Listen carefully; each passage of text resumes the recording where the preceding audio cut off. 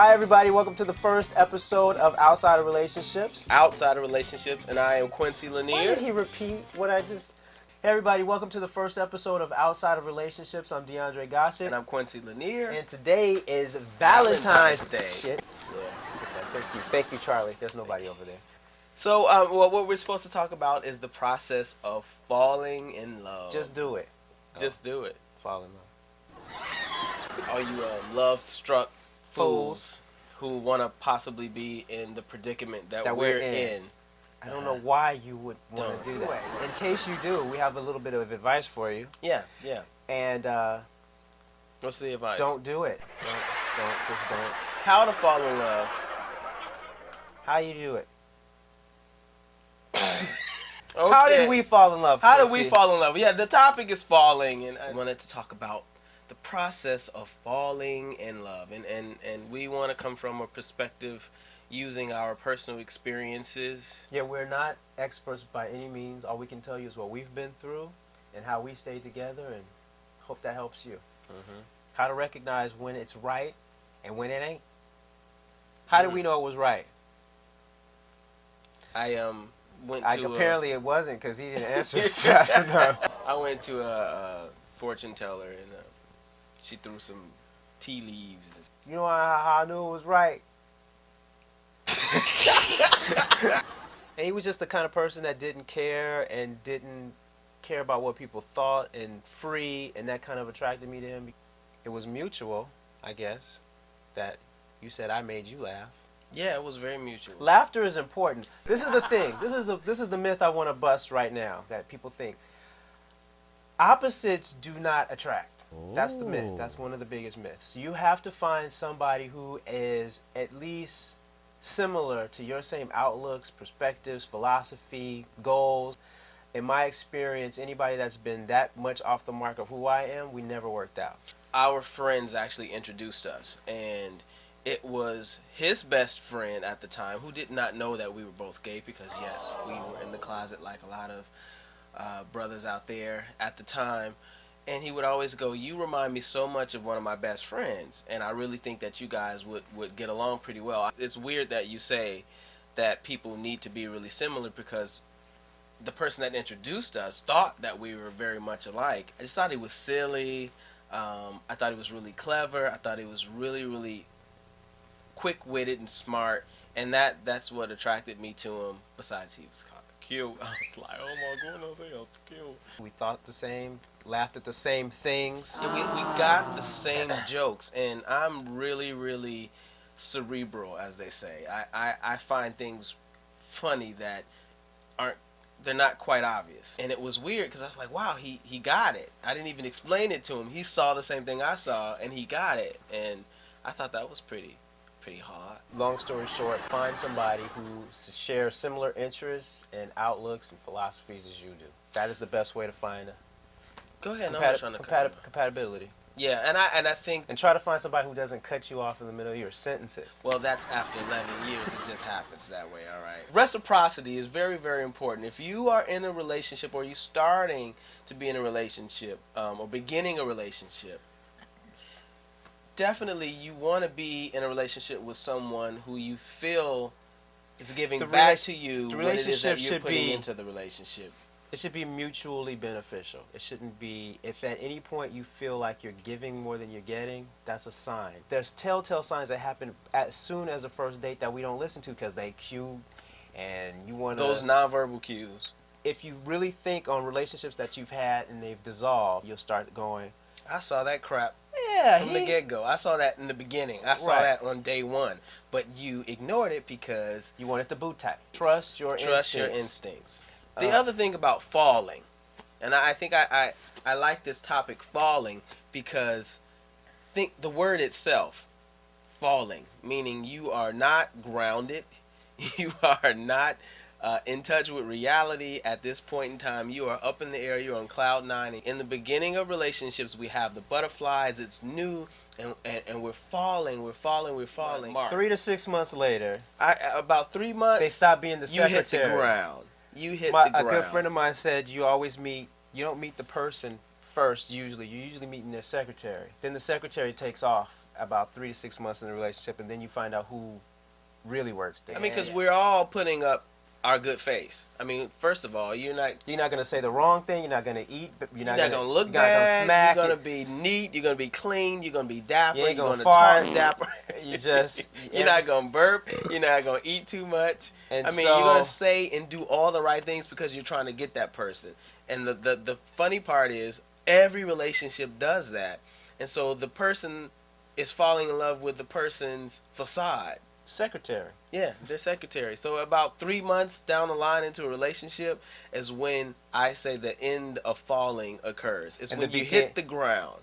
So the importance of being in a relationship is not the falling in love, it's the standing in love. It's getting off that ground when you hit that floor after that 3 to 6 month period and you realize, ooh, this is not all peaches and cream and he is not the Prince Charming that I thought he was. Does that mean that he doesn't have the qualities that you were originally attracted to? No.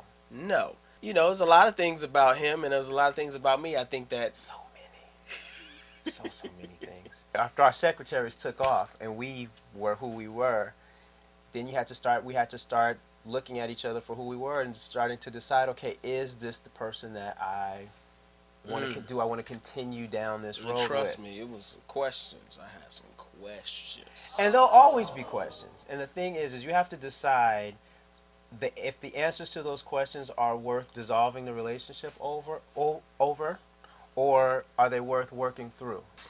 Please learn how. Don't say that. I could have reinterpreted it for you.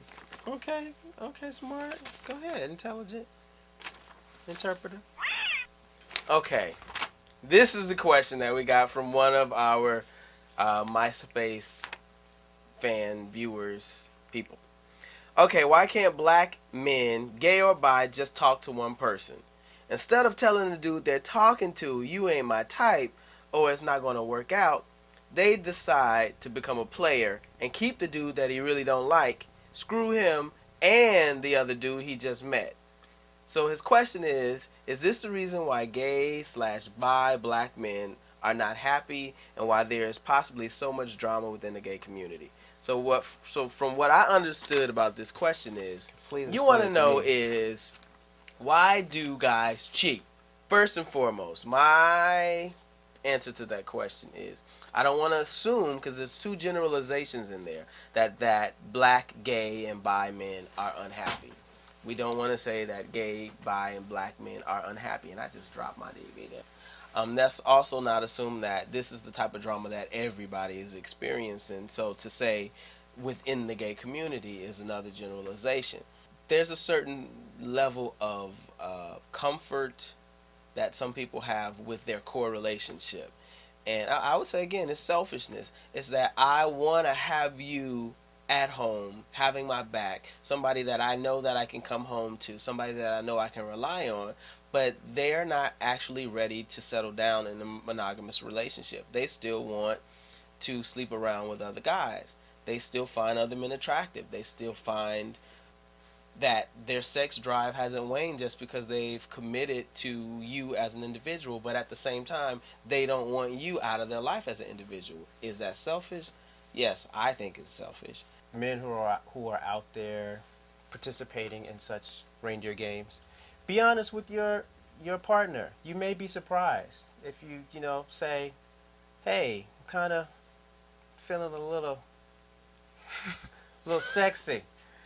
You may be surprised, and you may not have to squash a relationship that you've worked so hard to build, and you could get a little understanding, and you never know what might happen. So but have the cojones to say that, and also have the cojones to deal with the consequences of saying that. If the relationship ends because that's where you want to be, then I think it's best that you end that relationship right then and right there. So I just entered a relationship recently with this handsome, fine man. And we have been having this sick-ass chemistry, and the sex is unlike anything I experienced. But the issues that have been appearing lately are not good. First, there's this issue of him trying to change me. Sometimes he does it in an underhanded way. And I don't want to say anything because I don't want to complicate things. But I also know that this is my past. I did make that an issue and break my ties to the guy. I don't know what to do there, and there is the issue of the friends. Last weekend I went to see a friend for a bit to check up on his stuff. I was supposed to meet him later after that for the movies, but I came late and we went into arguing. Before that, my friend was upset that I was leaving him for my man. He got so mad he went into a crying fit after I left, I was told. How do I maneuver all this without losing anything? First of all, Thanks, Renzo.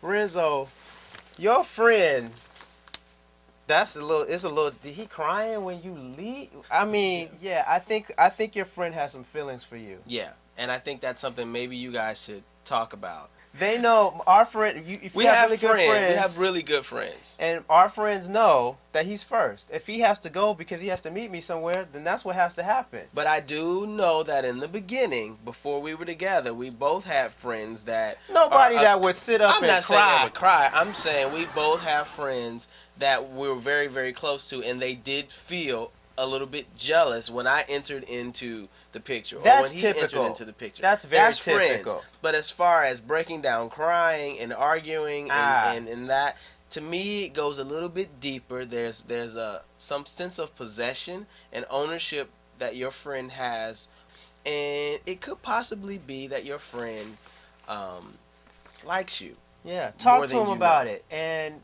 be gentle. Make him feel included in the new relationship. Explain to him that that you're not trying to distance yourself from him. It's just you're in a relationship and you have to divide your time appropriately. And that's what I would say do. And if he starts crying after that, then you got a problem. First half of the question is that this relationship that this friend is jealous of, that the guy he's got this great sex, great ass, hot ass sex, as he says, is trying to change him. So how do you deal with someone? Now, if there's somebody that is pulling you out of your friend's life and you know that, the fact that you asked me this question, something's going off in your brain that's not right. And so you don't want to get into a controlling relationship where somebody's trying to control or change you. Because you will adjust, you can adapt, and for a temporary amount of time, you may even change. I mean, we did that. There were certain things about me. When he first met me, I didn't wear sneakers. I didn't wear certain things that I think he probably liked to see men in. And I found myself trying to please him in the way by changing my appearance and doing things that I thought were appealing to him. I never asked him to wear tennis shoes. I asked him, why don't you ever wear? And he took that to mean he must want to see me in tennis shoes. That's all. I just want to clarify. How have you tried to change me? Not in that way. Not by dressing. How is the Just question? shut up sometime and listen. There's a bit of compromise. Once you're in a relationship, you are no longer fully an individual. You're sharing your life. And there's some things that I found that I was able to like and do for him that you know what I'm saying. Now anyway, it's Valentine's Day. Cupid has shot me in the ass. If anybody's trying to change your core being of who you are, then that's a problem. Especially if it means pulling away from friends and family. That's a no-no. My name is Freddie, and I thought I might share my recent experience. Long story short, I had unprotected sex, and I was positive for chlamydia. Thank God it's curable and I'll be fine, but it was a wake-up call for me. I was so scared. It changed my perspective on life and relationships, and I feel that a lot of people don't really understand the details of what we can contract from unprotected sex. I used to say, oh, it was fine, it was just oral, but now I realize that I can get the same STDs or HIV from just that. I know they say it's safe if you don't let the other person come in your mouth, then you're fine. But what about the pre-cum? Oral sex is misunderstood as being safe, so I would love for you guys to break it down. What can happen from just oral sex? Everything! Everything can happen from oral sex. First and foremost, guys, there's more out there than just HIV. Yeah. Okay. So if you're trying to find ways to have sex that you feel minimizes your possibility of contracting HIV, there's syphilis and there's chlamydia, there's HPV, and there's HPV. I mean, there's a textbook full of venereal diseases that you can get from sucking somebody's penis, from rubbing up against somebody. We have to begin taking care of ourselves more than we have. Okay, how, some people's question is, well, what is the percentage, or how likely is it that I'll actually catch a disease or HIV? Let's talk about HIV. It's killing us off, guys. It is up our community big time. Why even take the risk with your life playing with somebody's statistics? Yeah, only 1 to 2% possibility or chance that you're going to contract this disease having oral sex versus having unprotected anal Being on the sex. bottom as opposed to being on the top. Why play with these statistics? Because even within these statistics, there's still a percentage of people who are contracting life-threatening diseases that these statistics are even based off of. Who's to say you're not going to be that 1 to 2%? I say up front, be careful, be safe, be smart about having sex. I know sex is good, and I'm speaking from experience. 10 minutes left. I heard that rimming is safe. That's why. You cannot use that, Deondray Gossett. Assuming nothing else is present. Exactly. So there's a risk in everything that we do. So let's be careful, guys. Let's wrap it up. Let's not let our penises speak for us and get us into the trouble that a lot of us have found ourselves in. We really, really need to begin taking care of ourselves and loving ourselves more and protecting ourselves and our sex. Don't you do nothing, boy.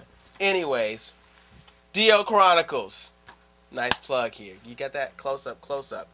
All right, the DL Chronicles released February 5th. So you guys go out and get it. It's at Blockbuster, online, Blockbuster store, Walmart, Everywhere DVDs are sold. All right. So that was our first episode. That's our first. Thanks, guys, for listening, and tune in next week. Hope this helped. There'll be more. Keep sending us your questions, and we will do our best to answer. Ooh, we suck as talk show hosts. Happy Valentine's Day. He's in that by himself. I think I'm great. Give me a gift.